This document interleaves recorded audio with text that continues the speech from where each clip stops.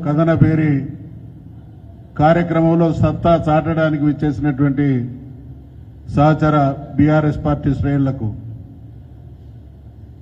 కరీంనగర్ మరొక చరిత్రాత్మకమైనటువంటి పాత్ర పోషించబోతా ఉన్నది. బీఆర్ఎస్ పార్టీ ఒక ఉద్యమ పార్టీ. గతంలో తెలంగాణ రాష్ట్ర సాధన కోసం ఒక చారిత్రక అనివార్యమైనటువంటి అంశాన్ని ఎత్తుకొని 14 సంవత్సరాలు సుదీర్ఘ కాలం పోరాటం చేసి తెలంగాణ రాష్ట్రాన్ని సాధించినటువంటి పార్టీ. మా నాయకుడైనటువంటి కేసీఆర్ గారు తెలంగాణ ఉద్యమ సమయంలో అనేక వందల వేల సభలలో చెప్పడం జరిగింది. తెలంగాణ సమాజం అంటేనే బీసీలు, ఎస్సీలు, ఎస్టీలు, మైనార్టీలని.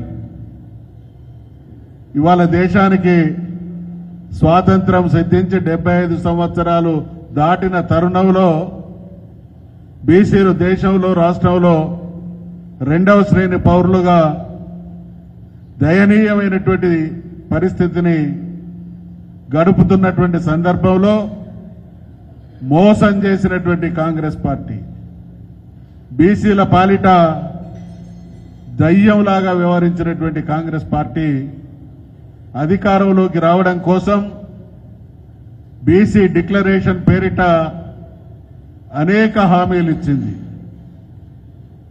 ఇవాళ ఆ హామీలను తుంగలో తొక్కి అత్యంత కీలకమైనటువంటి 42% రిజర్వేషన్లు అనేటువంటి అంశాన్ని ఆసరాగా చేసుకొని అధికారంలోకి వచ్చి ఇవాళ గొంతు కోసే బీసీల గొంతు కోసే తెలంగాణ బీసీల ఆత్మ గౌరవాన్ని దెబ్బతీసేటువంటి కుట్రకు కాంగ్రెస్ పార్టీ తెరలేపింది. కాబట్టి వీళ్ళ నిజ స్వరూపాన్ని ఎండగట్టాలి.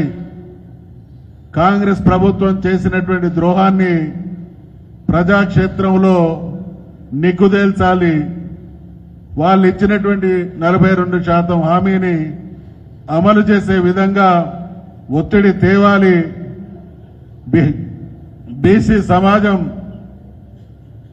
ఒకే మాటగా, ఒకే బాటగా వాళ్ళ హక్కుల కోసం పోరాడేటువంటి దిశ దశ నిర్ణయించాలనేటువంటి ఆలోచన చేసినటువంటి కేసీఆర్ గారు ఆనాటి రాష్ట్ర సాధన చారిత్రక అవసరం అని ఏ రకంగా భావించిండో ఈరోజు తెలంగాణలో ఉన్నటువంటి బీసీలకు రాజ్యాధికారంలో న్యాయం జరగాలి అనంటే ఆ గర్జన కథన బేరీ రూపేణ కరీంనగర్ నుంచే ప్రారంభించాలనేటువంటి నిర్ణయం తీసుకోవడం జరిగింది అనేటువంటి విషయాన్ని మనవి చేస్తా ఉన్నాం. వాళ్ళు చేసినటువంటి డ్రామా 150 సంవత్సరాల చరిత్ర ఉన్నటువంటి ఒక పార్టీ డ్రామాల స్థాయికి దిగజారింది అని అంటే ఆ పార్టీ విశ్వసనీయత ఎంత అధపాతాళానికి పోయిందనడానికి నిదర్శనం ఇది. మరి అటువంటి మేము ఈరోజు మా మిత్రులు శ్రీనివాస్ యాదవ్ గారు చెప్పినటువంటి అంశాలతో పాటు అధికారంలోకి రావడానికి 3 రకాలైనటువంటి మోసం చేస్తా ఉన్నది కాంగ్రెస్ పార్టీ.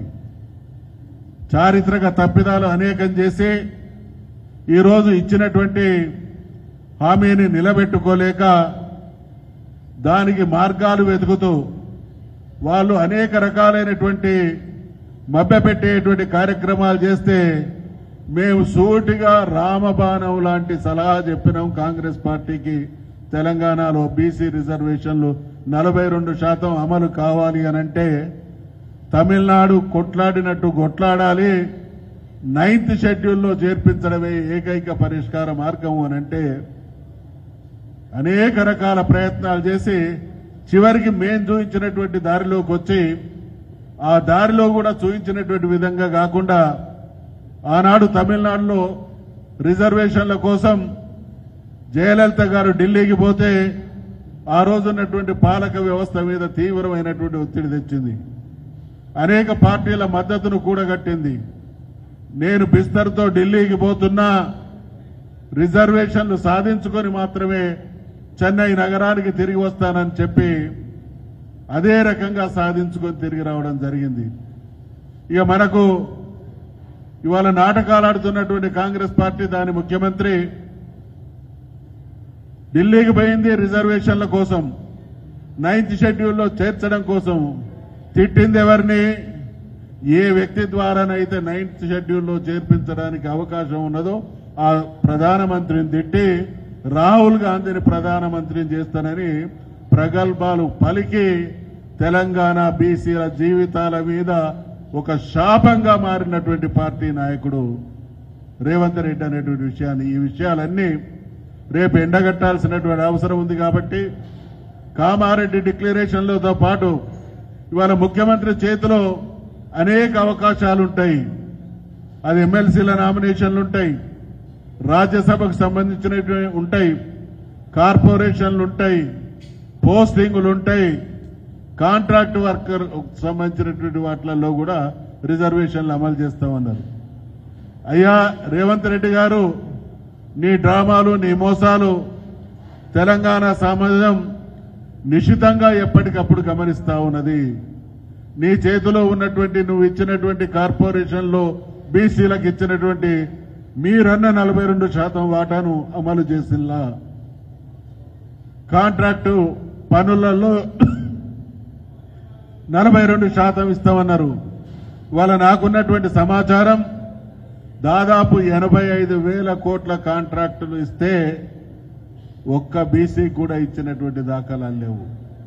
ఇవన్నీ బీసీల గొంతు నొక్కేటువంటి, బొండి కోసేటువంటి, బీసీలను శాశ్వతంగా రెండవ శ్రేణి పౌరులుగా కాంగ్రెస్ పార్టీ చూస్తున్నది అనడానికి నిదర్శనం. కాబట్టి తెలంగాణ సమాజంలో ఎవరికి అన్యాయం జరిగినా, ఎవరికి అవమానం జరిగినా ఆ జాతి పట్ల గొంతుకై నినదించేటువంటి కేసీఆర్ గారు ఇవాళ తెలంగాణ బీసీలకు న్యాయం జరగడం కోసం కంకణబద్ధుడై ఉన్నాడు. కాబట్టి దాని ప్రతిఫలమై 14వ తారీఖున ఇక్కడ జరిగేటువంటి తెలంగాణ ఈ సభా కార్యక్రమం. కాబట్టి దీన్ని అందరం కూడా జయప్రదం చేయడంలో ఈ క్షణం నుంచి అందరూ కూడా ఇదొక చారిత్రక అవసరంగా, బాధ్యతగా పనిచేసి సక్సెస్ చేయాలనేటువంటి విషయాన్ని వినమ్రంగా మనవి చేసుకుంటూ సెలవు తీసుకుంటా ఉన్న సోదరులు శ్రీనివాస్ గౌడ్ గారు.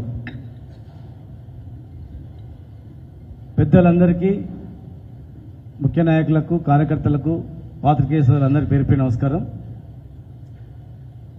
తెలంగాణ ఉద్యమానికి ఊపిరిచ్చిందే కరీంనగర్.